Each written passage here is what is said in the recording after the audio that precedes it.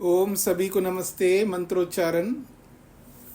ओम सहना ववतु सहनौ भुनक्तु सह वीर्यं करवावहै तेजस्विनावधीतमस्तु मा विद्विषावहै। ओम शांति शांति शांति। वेदांत दर्शन की कक्षा संख्या 49 है। प्रथम अध्याय के तीसरे पाद का 37वां सूत्र तक हमने कल किया है।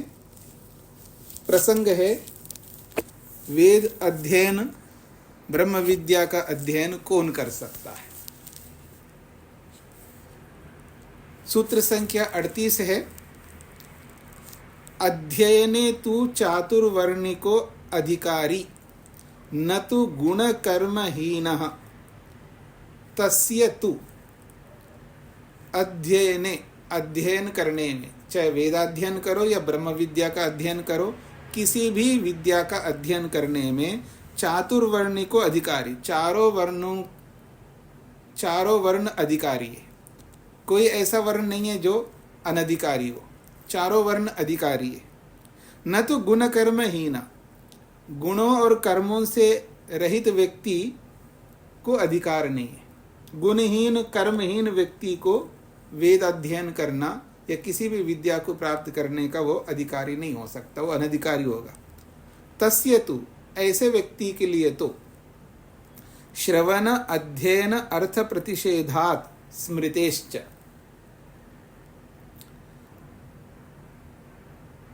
जब चारों वर्णों के लिए अधिकारी बोला है तो गुण कर्म ही ना, अध्ययन करेगा तो गुणी बनेगा ना, अध्ययन करेगा तो ही कर्म अच्छा करेगा। जब उसने अध्ययन ही नहीं किया तो गुण कर्म अच्छे कैसे होंगे। यहाँ क्यों कहा जा रहा है गुण कर्म हीना ना, गुण और कर्मों से हीन व्यक्ति नहीं कर सकता। बिना अध्ययन के अच्छे गुण कैसे बनेंगे, ऐसा किसी के मन में आ सकता है। सामान्य गुण तो होते हैं ना हर व्यक्ति में, भले वो उसने अध्ययन नहीं किया हो, सामान्य गुण तो होते ही हैं।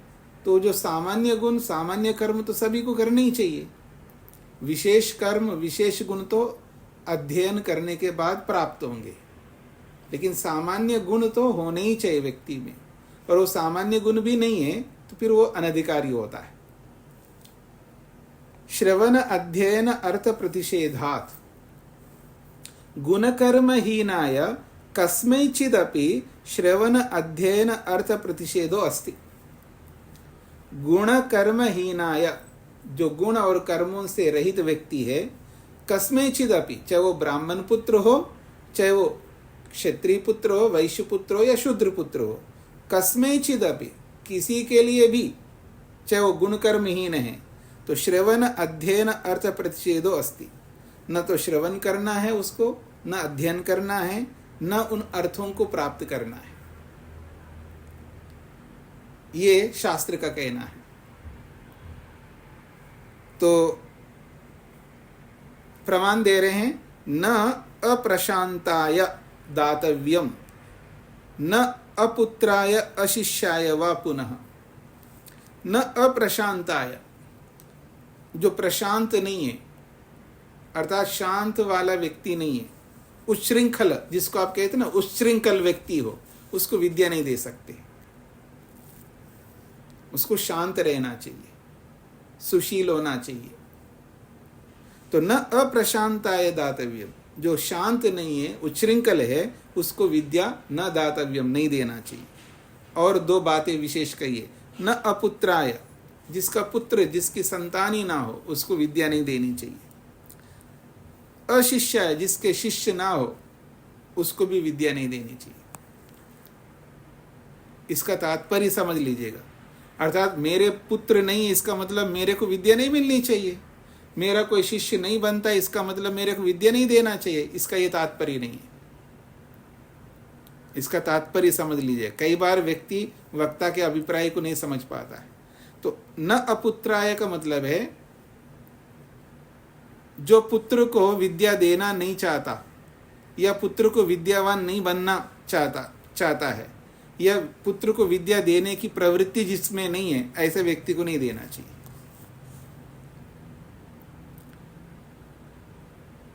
आप विद्या प्राप्त करके आप अपनी संतति को विद्या ही नहीं देते। आप में से कितने लोग होंगे ऐसे, मैं अनेक बार बोलता हूं अपने बेटे को कहो, नहीं मैं बेटे को नहीं कहूंगी नहीं मैं बेटे को नहीं कहूंगा।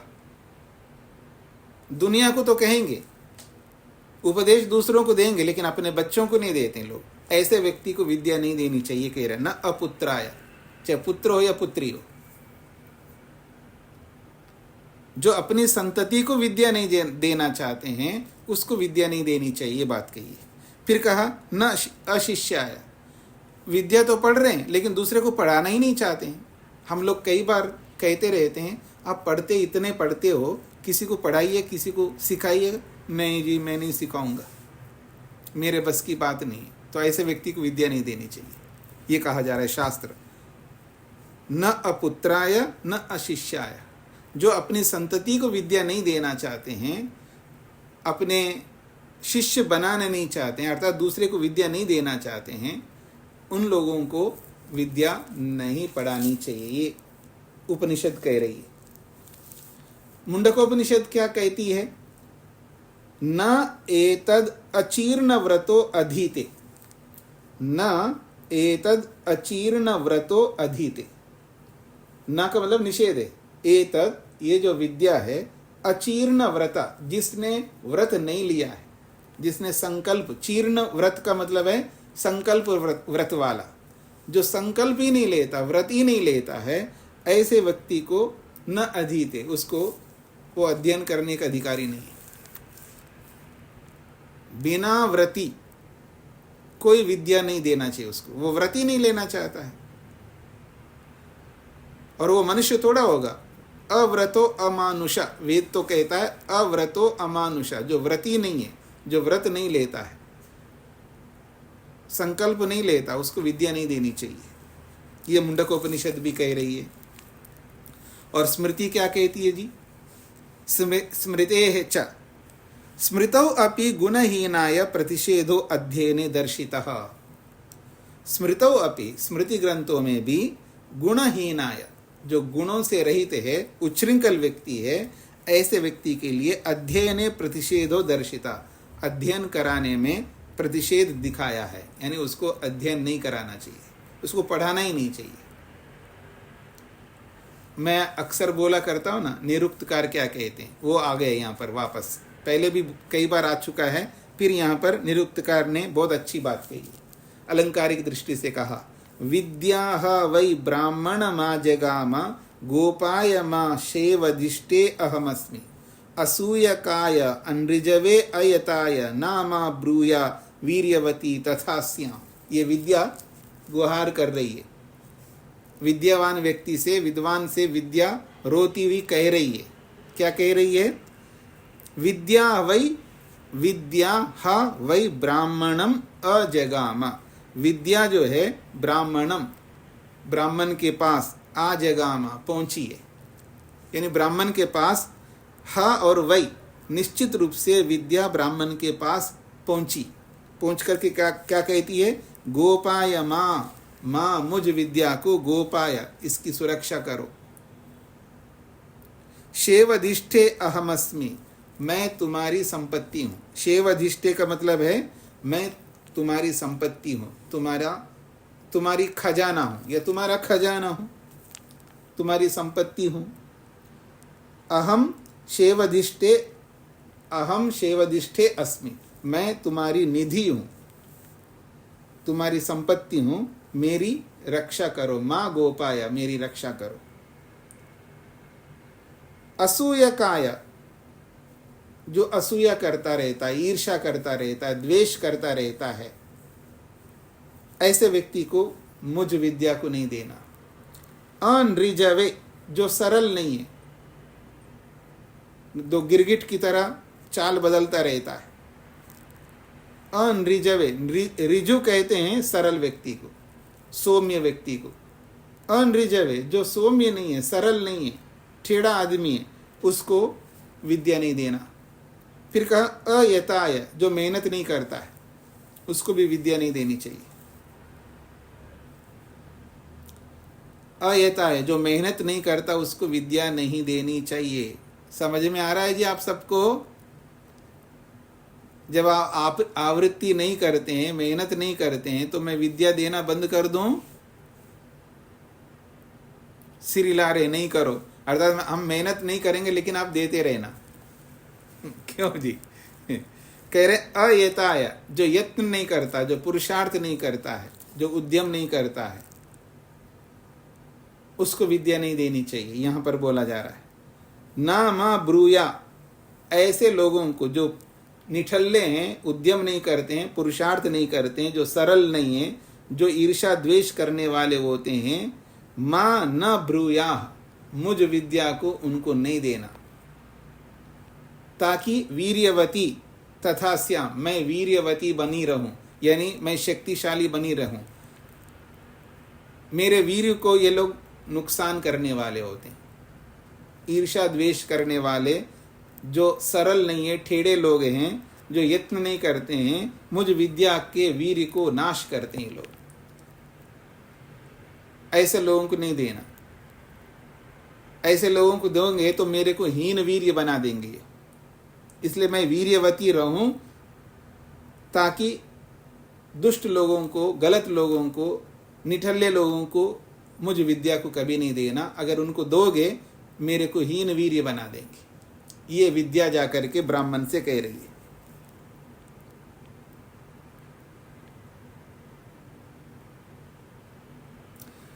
महाभारत का एक बहुत बड़ा प्रसंग दिया यहां पर। पृथ्वीम इमाम यद्यपि रत्नपूर्णाम दद्यात् न देयम तु इदम असंयताय। बड़ी बात कही है। महाभारत के शांति पर्व का ये श्लोक है, उसका एक अंश दिया है।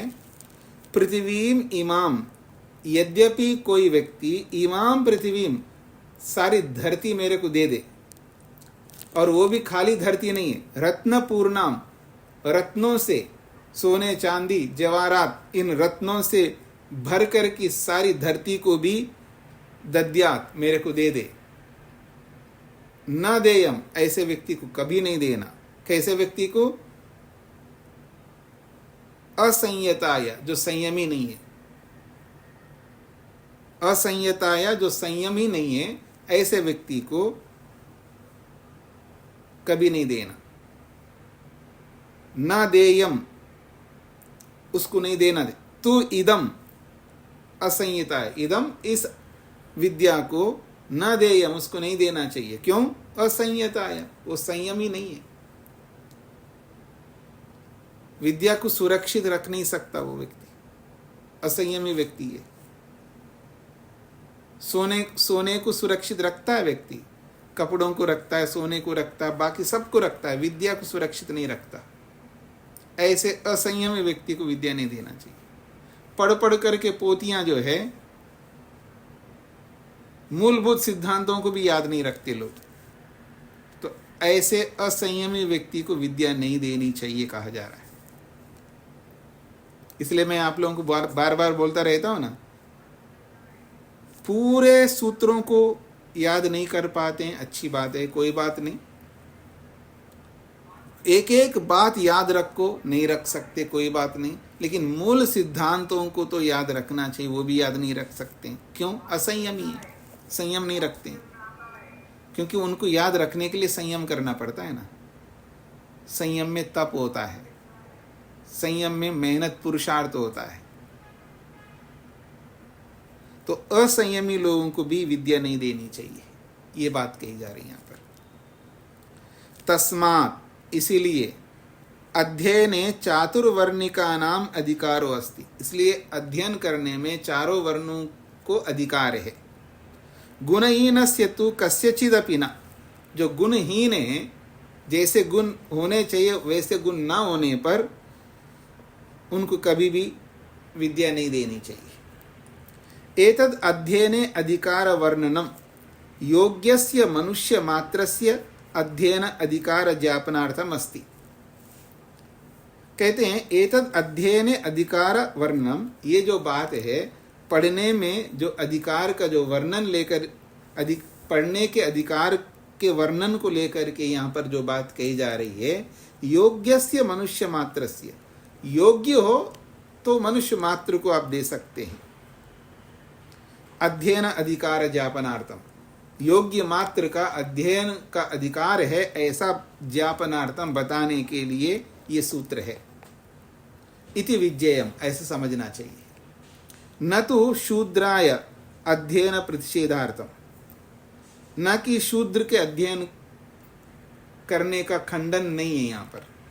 न तो शूद्र अध्ययन प्रतिषेधार्थम, शूद्र के अध्ययन का प्रतिषेध निराकरण करने के लिए नहीं है यहाँ पर। योग्य व्यक्ति कोई भी हो उसको अध्ययन का अधिकार है, ये बताने के लिए सूत्र है।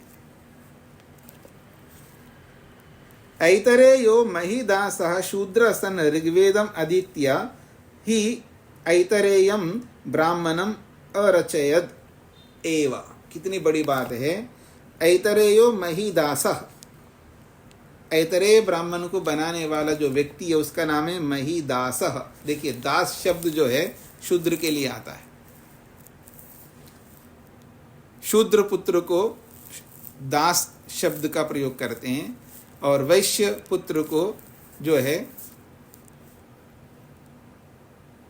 क्या प्रयोग करते हैं जी, वैश्य के लिए गुप्ता प्रयोग करते हैं। क्षत्रिय पुत्र को वर्मा शब्द का प्रयोग करते हैं, ब्राह्मण के पुत्र को शर्मा शब्द का प्रयोग करते हैं। ये वैदिक शब्द है। शर्मा, वर्मा, गुप्ता और दास। केवल नाम के पीछे शर्मा लगा लो और विद्या आती नहीं है फिर भी वो शर्मा, ऐसा नहीं होता है जैसा आप लोग रखते हैं। हाँ याद रखना, ब्राह्मणत्व तो नहीं है और शर्मा आप लिखोगे ना तो फिर मैं मानूंगा कि आप गलत कर रहे हैं। क्षत्रियत्व तो है नहीं फिर भी आप वर्मा लिखो, ये गलत बात है।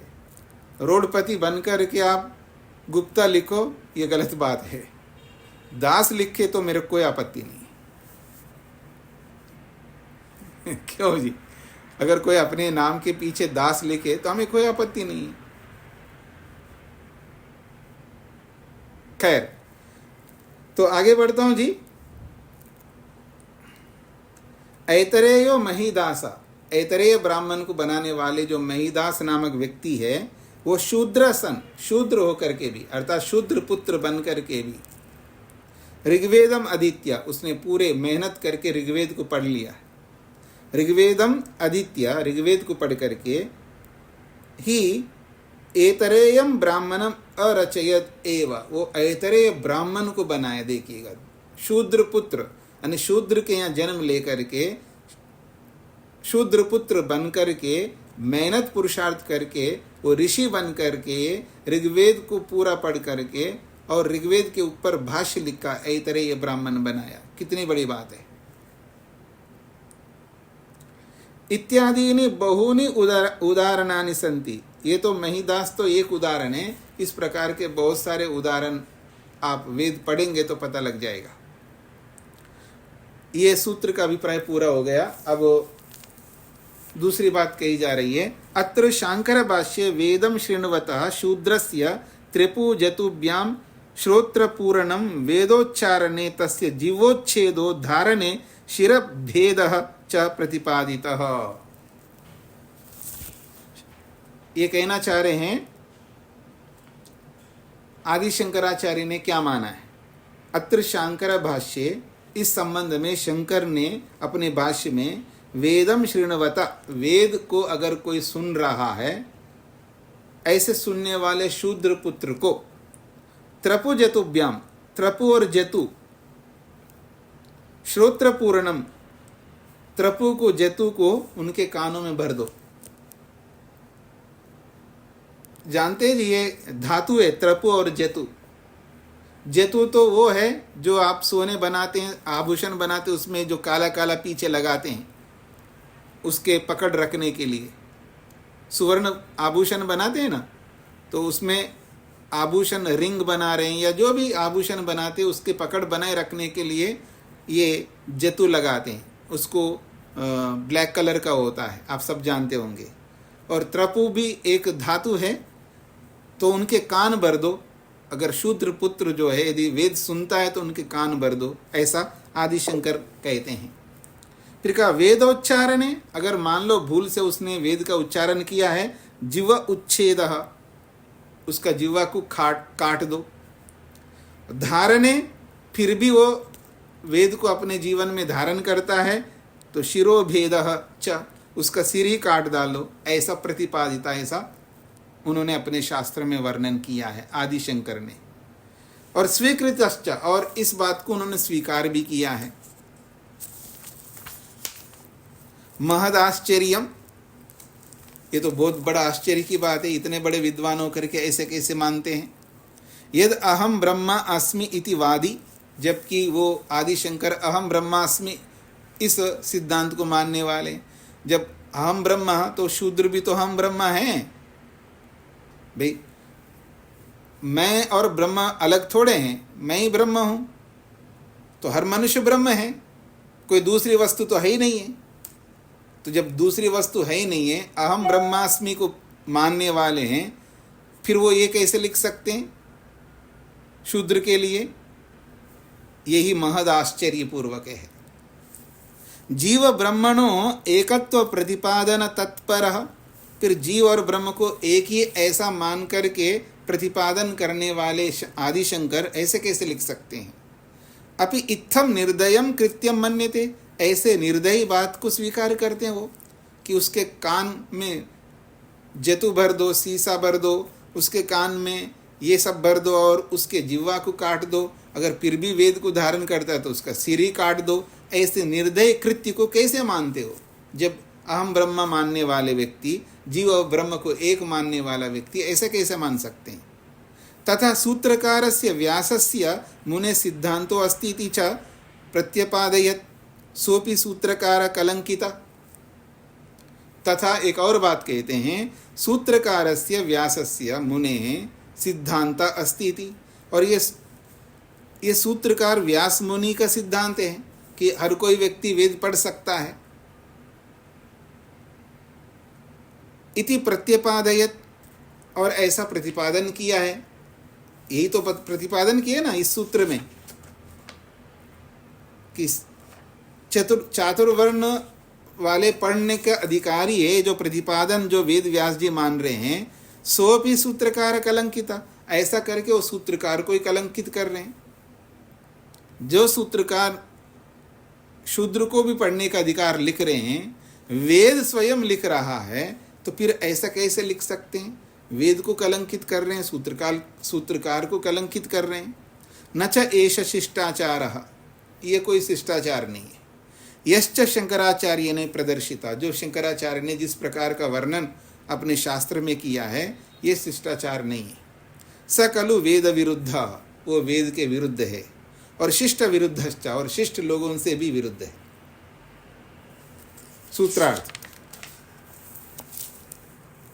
उत्तम गुण कर्मों के न होने पर, उत्तम गुण कर्मों के न होने पर, उत्तम गुण कर्मों के न होने पर, उत्तम गुण कर्मों के न होने पर श्रवण अध्ययन आदि का प्रतिषेध होने से, श्रवण अध्ययन आदि का प्रतिषेध होने से, उत्तम गुण कर्मों के न होने पर श्रवण अध्ययन आदि का प्रतिषेध होने से, श्रवण अध्ययन आदि का प्रतिषेध होने से, श्रवण अध्ययन आदि का प्रतिषेध होने से, और स्मृतियों के प्रमाण से, और स्मृतियों के प्रमाण से, और स्मृतियों के प्रमाण से भी पता लगता है, और स्मृतियों के प्रमाण से भी पता लगता है कि और स्मृतियों के प्रमाण से भी पता लगता है कि अयोग्य को विद्या नहीं देनी चाहिए। अयोग्य को विद्या नहीं देनी चाहिए। और स्मृतियों के प्रमाण से भी पता लगता है कि अयोग्य को विद्या नहीं देनी चाहिए। अयोग्य को विद्या नहीं देनी चाहिए। उत्तम गुण कर्मों के न होने पर श्रवण अध्ययन आदि का प्रतिषेध होने से और स्मृतियों के प्रमाण से भी पता लगता है कि अयोग्य को विद्या नहीं देनी चाहिए। अल्पना जी। नमस्ते स्वामी जी। जी स्वामी जी, शब्द की दृष्टि से वो अर्थ पूछना था। जो ये पंक्ति है, महद आश्चर्यम यद अहम ब्रह्मा अस्मि इति वादी जी जीव ब्रह्मणो, इसमें जो बाद में आया तत्परो अपि इत्थम, ये तत्परो अपि इत्थम निर्दयम कृत्यम मन्यते, ये तो समझ में आ गया। इत्थम इस प्रकार से निर्दय कृत्य को मानते हैं। ये तत्परो अपि, इसकी संगति नहीं लगा पा रही। हाँ जी, ये इसको थोड़ा आपको अलग करना है। जीव ब्रह्मणो एकत्व प्रतिपादन तत्पर अपि, जीव ब्रह्मन, जीव और ब्रह्म को एक मानने के प्रतिपादन करने वाला होकर के भी, ऐसा अर्थ होता है। तत्पर का मतलब है आप विद्या में तत्पर है, इसका अर्थ होता है आप विद्या पढ़ रहे हैं, आप विद्या में लगे हुए हो, ये इसका तात्पर्य। तो जीव ब्रह्म को एक मानने का वर्णन करते हुए भी, जीव और ब्रह्म को एक मान करके प्रतिपादन करते हुए भी आप ऐसा कर रहे हो, ये इसका तात्पर्य है। हाँ जी स्वामी जी। हाँ जी, अनीता जी को क्या कहना है? ओम स्वामी जी प्रणाम। इसमें निरुक्त का प्रमाण दिया है, इसमें जो ये असूय काया नृजवे, तो ये असूय का, इसको आसंधि विच्छेद करके अलग अलग कैसे होगा? असूय काया एक शब्द है और अनृजवे दूसरा शब्द है और अयताया तीसरा शब्द है। ये चतुर्थी विभक्ति है। असूय काया ये चतुर्थी विभक्ति, ईर्षा करने वाले को, और अनृजवे जो सरल नहीं है ऐसे व्यक्ति के लिए, और अयताया जो मेहनत ना करने वाले के लिए, और सरल ना रहने वाले के लिए, और ईर्षा करने वाले के लिए विद्या नहीं देनी चाहिए। ये सब चतुर्थी विभक्ति के हैं। जी जी स्वामी जी, धन्यवाद। हाँ जी, साहू जी।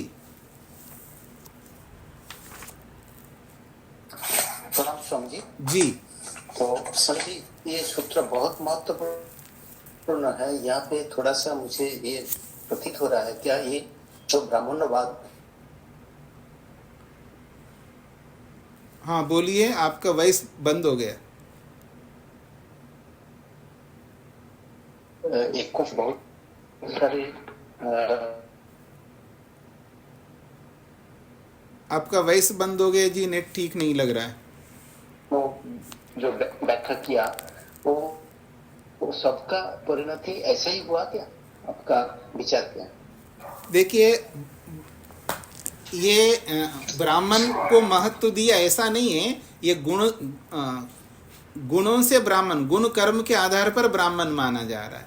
तो गुण कर्म के आधार पर ब्राह्मण के पास विद्या जा करके बोल रहे हैं, उचित ही है। शास्त्र तो कोई गलत नहीं कर रहा है। अभी केवल जन्म से जो ब्राह्मण मानते हैं वो गलत है। यहाँ तो शास्त्र तो गुण कर्म के आधार पर ब्राह्मण, क्षत्रिय, वैश्य, वर्ण व्यवस्था गुण कर्म के अनुसार माना जा रहा है शास्त्र के द्वारा। तो ये सही है, इसमें क्या आपत्ति है? नहीं, आप गुण कर्म को हटा करके जाति से आप लोगे, जाति से वो ब्राह्मण है, तो फिर वो ब्राह्मण थोड़ा है, वो तो शूद्र आदमी है। अब कोई व्यक्ति जूते का दुकान चला रहा है और शर्मा लिख रहा है, तो मैं ब्राह्मण थोड़ा मानूंगा उसको। आप ही बोलिएगा। एक्चुअली जो हुआ, जो अधोपतन हुआ, उसको मैं ये सूत्र को कोई वो से एक्चुअल जात को भूल करके वो खुद का अहंग में आकर के उसको प्रजन्म को ब्राह्मण बोल दिया और वहीं पे उन्होंने सब कुछ कुक्षिगत कर दिया, नहीं इनक्रोच कर दिया सबको। देखिए, जो ये जो पतन हुआ है, पतन होने के पीछे एक बहुत बड़ा हाथ है ब्राह्मणों का। वो कौन ब्राह्मणों का? अनपढ़ ब्राह्मणों का, अर्थात जाति से ब्राह्मण मानने वाले ब्राह्मणों का बहुत बड़ा हाथ रहा है पतन के पीछे। पर इसका ये तात्पर्य ने केवल ब्राह्मणों का ही हाथ रहा हो, क्षत्रियों का भी हाथ रहा है पतन के पीछे, ब्राह्मणों का भी रहा है, वैश्यों के भी रहा है और शूद्रों का भी रहा है, सबका रहा है।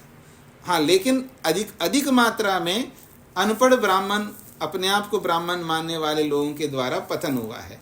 अब मैं पढ़ लिखना नहीं चाहता, जैसे अभी आप में से भी कई लोग होंगे ना, आवृत्ति नहीं करना चाहते हैं, मेहनत नहीं करना चाहते हैं, लेकिन दुनिया को जरूर बोलना चाहते जी मैंने ये भी दर्शन पढ़ लिया, ये भी दर्शन पढ़ लिया और ये भी दर्शन पढ़ लिया, मैंने तो सारे दर्शन पढ़ लिया, लेकिन मेहनत नहीं करते हैं, विद्या है ही नहीं है। ऐसा ही होता है, आज भी ऐसा ही कर रहे हैं लोग और पहले भी ऐसा कर रहे थे। तो जो व्यक्ति विद्यावान है वो ऐसा नहीं करेगा, वो पतन का कारक नहीं बनेगा। जो अविद्यावान है लेकिन विद्यावान मानता है अपने आप को, जो ब्राह्मण नहीं है वो ब्राह्मण मानता है, वो पतन का कारक बनता है। जो क्षत्रिय नहीं है, अपने आप को क्षत्रिय मानता, वो पतन का कारण बनता है। जो वैश्य नहीं है, अपने आप को वैश्य मानता, वो पतन का कारण है। लेकिन अधिक मात्रा देखेंगे तो जो ब्राह्मण नहीं है, अपने आप को ब्राह्मण मानने वाले, फिर उन्होंने ये पतन का एक बहुत बड़ा कारण बन गए। ठीक हो गए जी? स्वामी जी, एक बात, ये जो शंकर भाष्य का जो व्याख्या यहाँ पे मैं आपने पढ़ाया, तो ये क्या मैं बोल सकता हूँ शंकर भाष्य जो उनका जो व्याख्या है वो थोड़ा भी इस कारण के लिए कुछ रेस्पॉन्सिबल है? केवल शंकर ने वास्तव में शंकर का है या नहीं, ये अलग बात है। अभी इस प्रसंग को मैंने नहीं देखा है, अभी मैं बाहर हूँ। अगर वहाँ होता तो मैं निकाल करके देख के आपको बता सकता हूँ एक्यूरेट। मैं अभी बाहर हूँ तो मैं सारी पुस्तकें साथ नहीं लेके चल सकता, देखूँगा बाद में। जी, मान लीजिए थोड़ी देर के लिए, देखिए, अगर मेरे पिता भी या मेरे गुरु भी या मेरा पुत्र भी किसी विषय में गलत है तो मेरे को गलत कहना होगा, ठीक है ना? अगर पति गलत है किसी विषय में तो पत्नी को कहना होगा आप गलत हो, और पत्नी किसी विषय में गलत है तो पति को कहना होगा तुम गलत हो। शिष्य गलत है तो जैसे गुरु को कहने का अधिकार है, तो ऐसे ही गुरु गलत है तो शिष्य को भी कहने का अधिकार है। गलत को गलत कहने का अधिकार सबको है, लेकिन खुद गलत होकर के दूसरे को गलत कहने का अधिकार नहीं है। ये समझ में आ गया ना आप सबको? मैं भी गलत और आप भी गलत, फिर मैं गलत कहने का अधिकारी नहीं हूं आपको। अगर मैं पढ़ता ही नहीं है वेद को, या मैं स्वयं दर्शन नहीं पढ़ता, वेद को नहीं पढ़ता, या जो भी शास्त्र नहीं पढ़ता, मैं कहने का अधिकारी नहीं हूं कि आप क्यों नहीं पढ़ते, आप क्यों नहीं पढ़ते, आप मेहनत क्यों नहीं करते। मैं अधिकारी नहीं रहूंगा तब। तो इसलिए कहने का अधिकार सबको है। वो बड़ा है, बड़ा इसका मतलब ये नहीं कि वो गलत भी बोले तो भी हम उसको मान ले, ऐसा कोई नहीं कर सकता। अगर करता है तो वो गलत है। तो ये स्वामी जी, गुरु को भी इसको सहन करने के लिए वो सक्षमता रहना चाहिए। देखिएगा, शास्त्र ये कहता है, अगर मैं आपको बोलूं कि साहू जी आप इलीगल काम करो, कोई बात नहीं, चलता है आजकल, अगर ऐसा मैं आपको उपदेश करूंगा तो आपको तो रोकना है मेरे को, और आपको कहने का अधिकार है कि आप गलत कह रहे हो। मैं आपको चोरी करने के लिए बोलूं तो आप कर लेंगे चोरी? गुरुजी बोल रहा है। हाँ तो गुरुजी बोले तो भी नहीं कर सकते, ये शास्त्र कहता है। जी जी जी, ऐसा ही ठीक है। ये शास्त्र कहता, मैं अपनी ओर से नहीं बोल रहा हूँ, शास्त्र ये कहता है कि अगर गुरुजी आपको गलत उपदेश करे तो वो न करे, ऐसा शास्त्र स्वयं कहता है।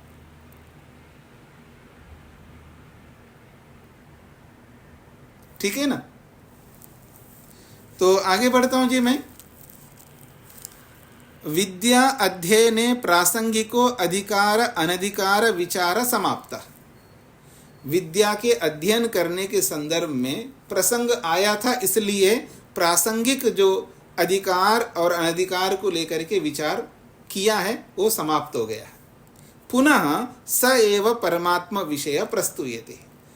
वापस वही प्रसंग को प्रस्तुत किया जा रहा है जो परमात्मा के गुणों को लेकर के प्रसंग प्रारंभ किया।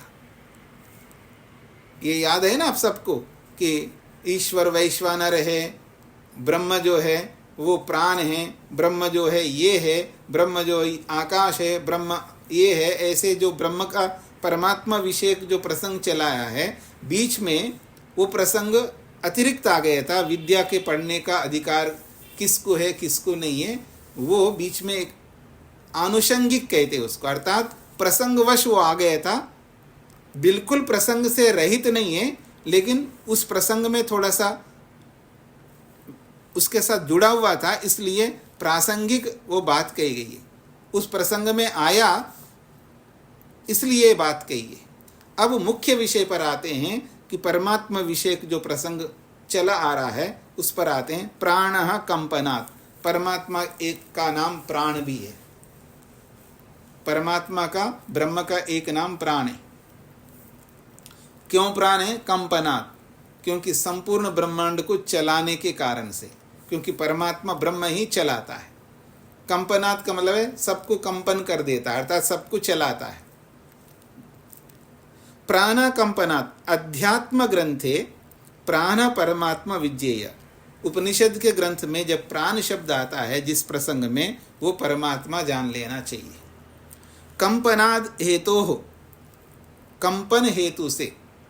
ये तो ही यथा शरीरस्थ प्राण शरीरम कंपयति।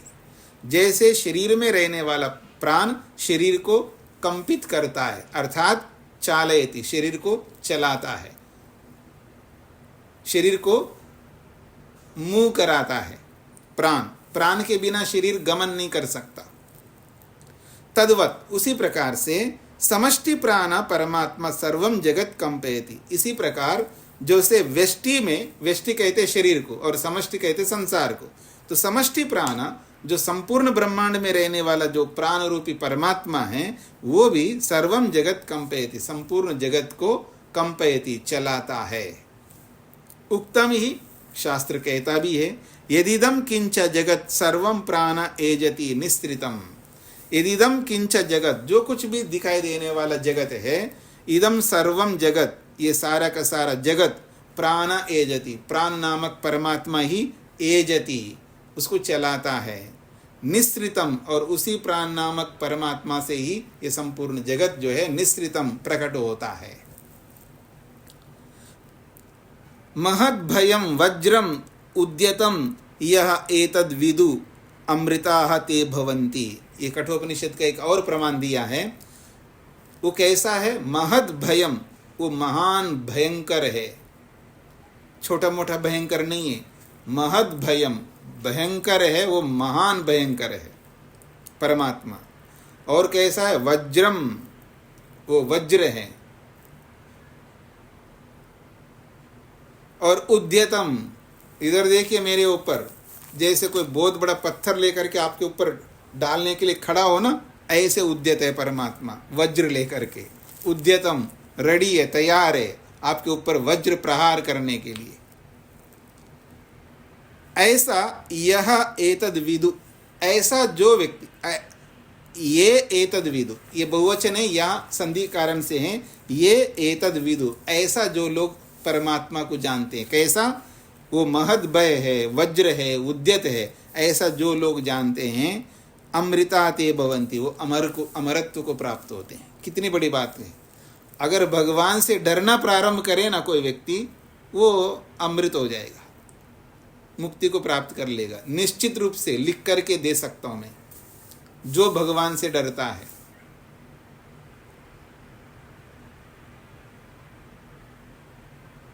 पता नहीं आपको क्या समझ में आया। जैसे कोई अंधेरे से डरता है, कोई बिल्ली से डरता है, कोई छिपकली से डरता है, कोई किसी से डरता है, ठीक है ना, कोई चींटी से डरता है, पता नहीं किस किस से लोग डरते रहते हैं ना। ये ऐसा डर नहीं है भगवान से डरने का मतलब। भगवान से डरने का मतलब है उसके न्याय से जो डरता है। और जो भगवान के न्याय से जो डरता है ना, फिर वो अन्याय नहीं कर सकता, वो पाप नहीं कर सकता।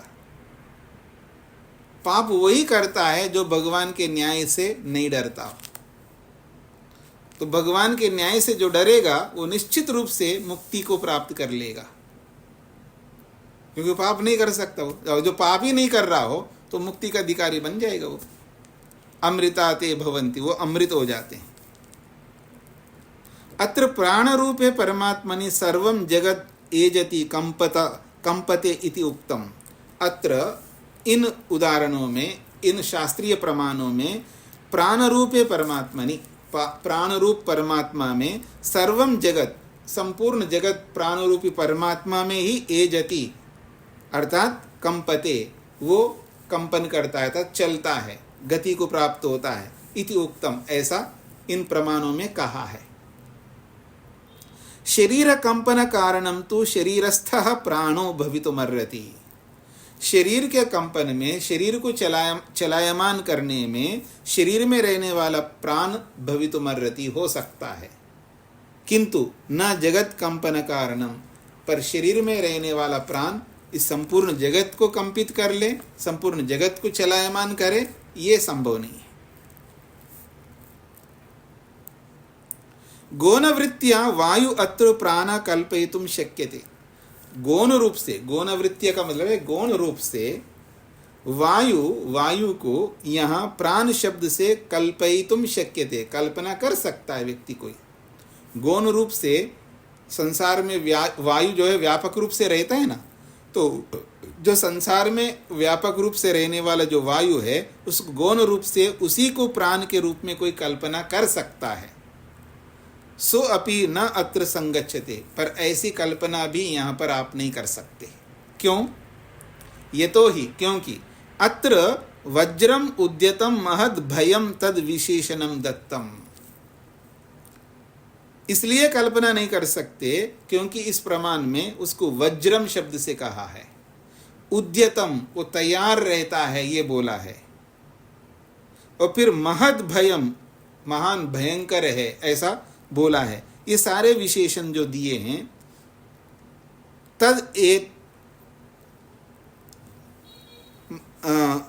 तद विशेषणम दत्तम तद वेत्तारश्च अमृता भवन्ति इति च उक्तम। इतना ही नहीं है, और तद वेत्तारः, ऐसे महद भयम महद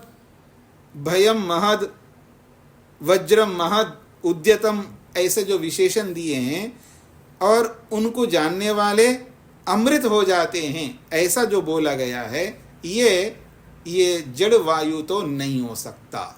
ये इसका तात्पर्य है। इन विशेषणों से पता लगता है ये जड़ वायु तो नहीं हो सकता, चेतन वायु ही हो सकता है, इसका तात्पर्य है। एतद विशेषण द्वयम न वायु समाविशति। ये दो प्रकार के जो विशेषण दिए हैं, ये वायु में लागू नहीं हो सकते।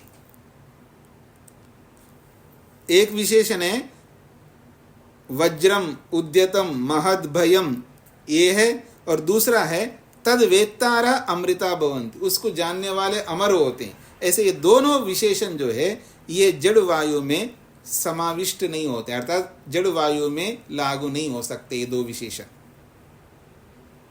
परमात्मनि तु अंजसा एव अभिनिविशते। हाँ, परमात्मा में तो सरलता से लागू हो सकते हैं। उक्तम ही वेद है, और साक्षात वेद ने बोला भी है, स वज्रभृत दस्युहा भीमा उग्रह। ये ऋग्वेद का पहला ही मंडल है, पहले मंडल के 9वें सूक्त का 12वें मंत्र का एक अंश है, बहुत महत्वपूर्ण है। उक्तम ही वेदे, वेद ने साक्षात ये बोला है क्या? स वज्रभृत, वो वज्र को धारण करने वाला है। वज्रभृत का मतलब है वज्र रूपी दंड को, दंड क्या है जी? ये जो दंड देता है भगवान, यही तो वज्र है। तो वज्र रूपी दंड को धारण करने वाला है वो भगवान। और क्या है? दस्युहा, दस्यु कहते हैं चोर को, लुटेरे को, डाका डालने वाले को। तो दस्युहा, दस्यु को, चोर को, डाका डालने वाले को हा मारने वाला है, दस्युहा। और कैसा है? भीमहा, वो भीम है। देखिए परमात्मा का नाम क्या है? भीम है। भीम का अर्थ होता है भयंकर। और उग्रह, परमात्मा बहुत उग्र स्वरूप है। हाँ जी, पतिदेवों पत्नियों के ऊपर उग्र होते रहते हो ना? नहीं, केवल पतिदेव ही नहीं होते हैं, पत्नी देवता भी होती हैं, दोनों होते हैं एक दूसरे के ऊपर उग्र। लेकिन परमात्मा के उग्र स्वरूप को नहीं देखा होगा आपने।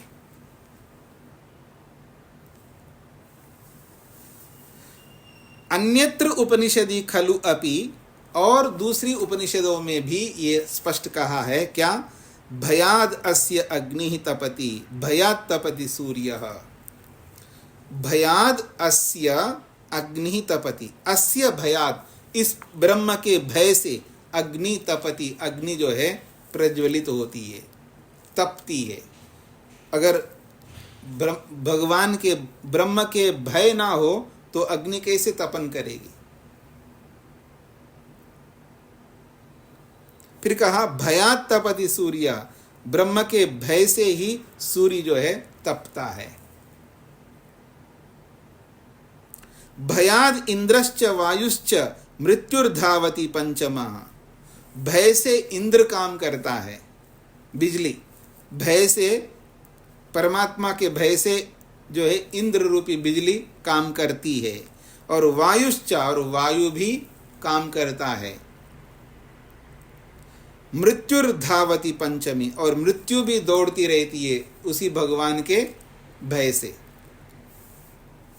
देखिए अग्नि 1, सूर्य 2, इंद्र 3, वायु 4, 4 हो गया।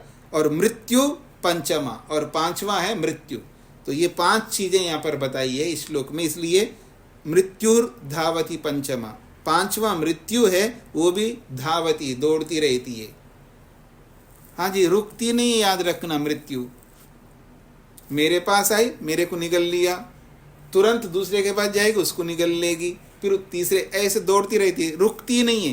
क्षण भर के लिए भी मृत्यु रुकती नहीं है। कभी सुना है आपने मृत्यु के बारे में ऐसा? मृत्यु एक क्षण के लिए भी रुकती नहीं है, विश्राम नहीं ले सकती मृत्यु, दौड़ती रहती है। और कैसे दौड़ती है जी? वेग से दौड़ती है। आपने प्रकाश जो दौड़ता है ना, 1 सेकंड में 3 लाख किलोमीटर मान लीजिएगा, 1 सेकंड में। और उससे भी वेग मन दौड़ता है, और उस मन से भी वेग मृत्यु दौड़ती है। ऐसा एक क्षण भी नहीं रहता है जो वो दौड़ नहीं लगाती है। कमाल की मृत्यु है।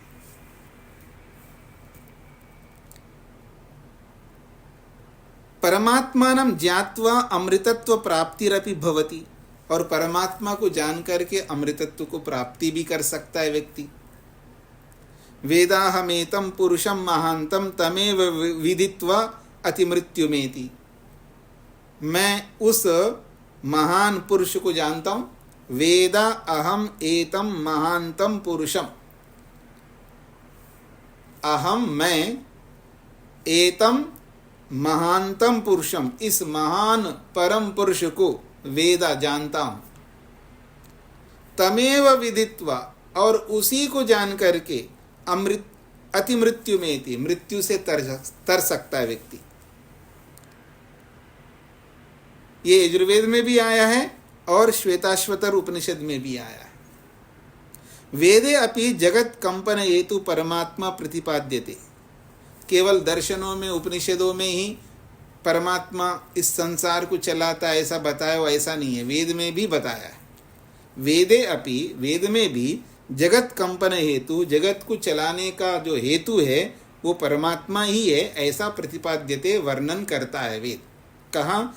यस्मात् प्राणन्ति भुवनानि विश्वा, यस्मात्, जिस ब्रह्म से, भुवनानि विश्वा, संपूर्ण भुवन, प्राणन्ति, प्राण लेते हैं, सांस लेते हैं या चलते हैं, विचरण करते हैं। ये अथर्ववेद का प्रमाण है। सूत्रार्थ लिखिएगा।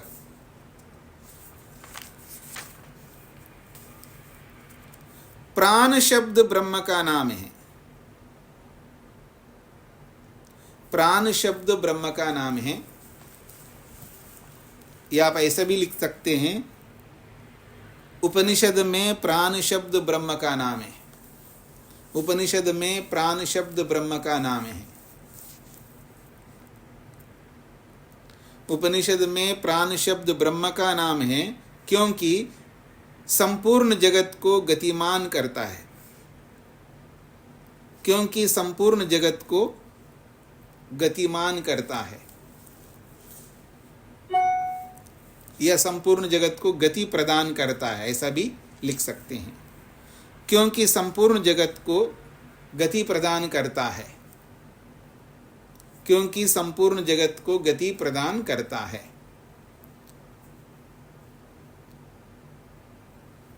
उपनिषद में प्राण शब्द ब्रह्म का नाम है क्योंकि संपूर्ण जगत को गति प्रदान करता है।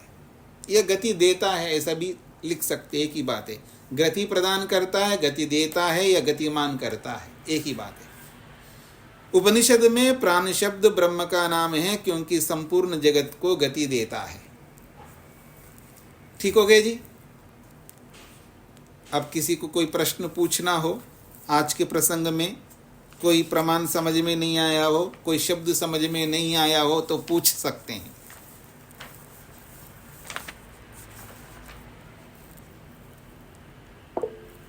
सुधा जी।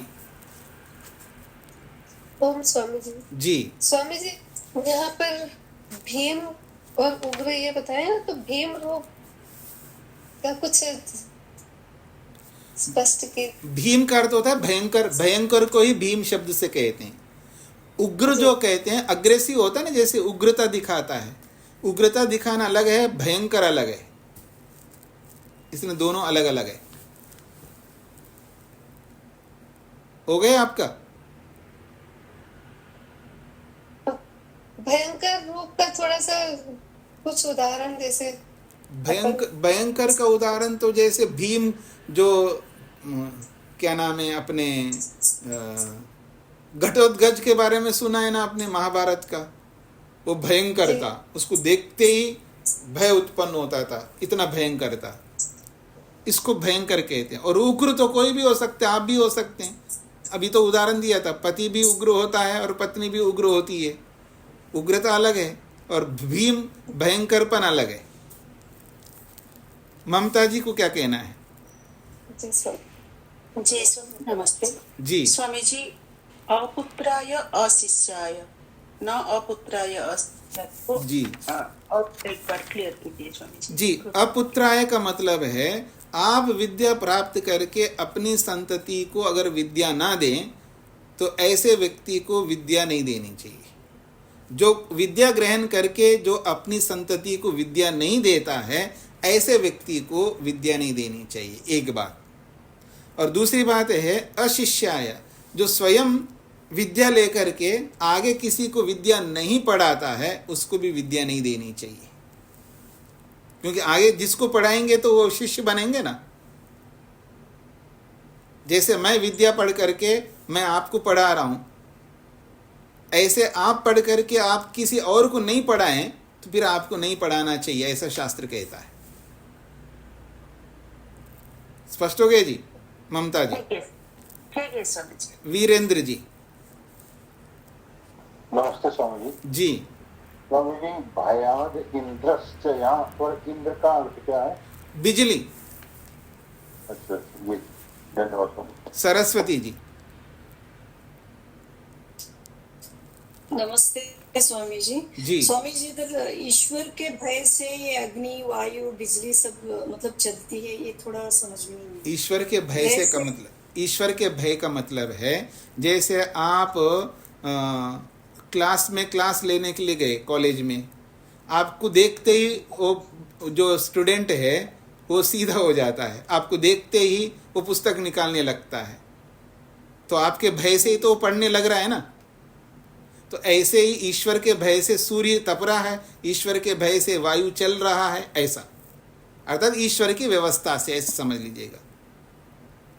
जी जी स्वामी जी, और एक बात, ये जो मृत्यु है ये मन से भी तेज चलती है, मतलब ये समझ में नहीं। देखिए, मृत्यु का मतलब कोई मनुष्य थोड़ा है, मृत्यु कोई वस्तु थोड़ी है। मृत्यु तो एक मरने को ही मृत्यु कहा जा रहा है ना। कोई व्यक्ति शरीर से, कोई आत्मा शरीर से बाहर निकल जाता है, इसी का नाम मृत्यु है। तो मृत्यु का एक उसको वस्तु बना दिया एक प्रकार से, काल्पनिक। तो काल्पनिक वस्तु बना, जैसे काल्पनिक समय है, काल्पनिक दिशा है, काल्पनिक बहुत सारी चीजें होती है ना व्यवहारिक, तो इसको व्यवहारिक द्रव्य कहते हैं। मृत्यु भी व्यवहारिक द्रव्य है। जी धन्यवाद सर। हाँ, अजीत जी को क्या कहना है? जी स्वामी जी, यही प्रश्न था कि प्रकाश का वेग से तेज वेग मन का है, मन से तेज मृत्यु का है, तो यही संशय था कि मृत्यु का वेग को प्रकाश का और मन को तो समझ में आता है, मृत्यु का वेग इतना कैसे है ये नहीं समझ में आता। तो अभी बताया ना मैंने, काल्पनिक द्रव्य है तो उसको मान सकते हैं ना, कल्पना है ये।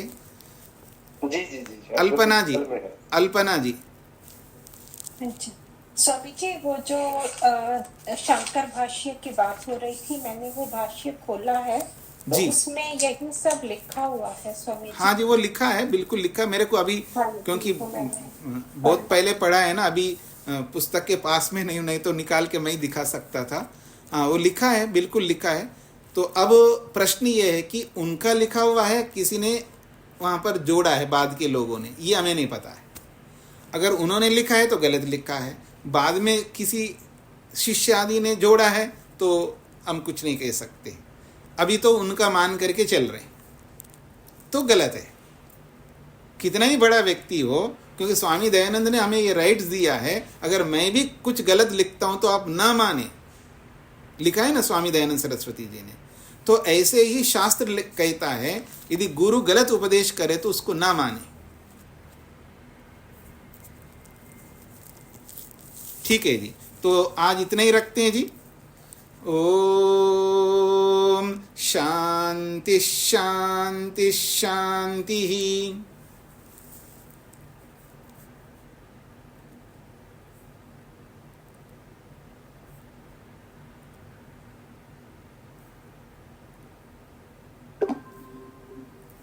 सभी को नमस्ते।